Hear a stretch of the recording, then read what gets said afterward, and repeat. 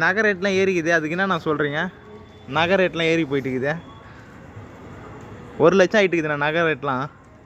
இனிமேட்டு எந்த பொண்ணுங்கிட்டையும் நகை வரதட்சணை கேட்க முடியாது. என்னண்ணா சொல்லிட்டீங்க? ஆமாம். அதுக்கு என்னண்ணா சொல்ல வரீங்க? நீங்கள் சொல்லிவிடுங்க. 1 நிமிஷத்தில் சொல்லணும், அதுதான் சேலஞ்சு. ஒரே விஷயம், ஏழைங்க கல்யாணம் பண்ணுறது ரொம்ப கஷ்டம்.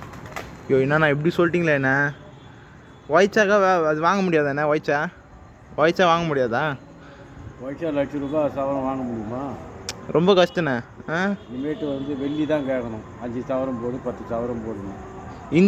அண்ணே இந்திய ஒருத்தனோட பேசிக் சம்பளம் 15,000 தான். அது 1 லட்ச ரூபா ஆக்கிட்டானுங்களே, அதுக்கு என்ன நான் சொல்ல வரீங்க?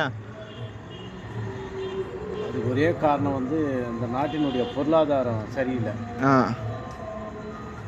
மக்களுடைய வாழ்வாதாரம் குறைஞ்சி போச்சு.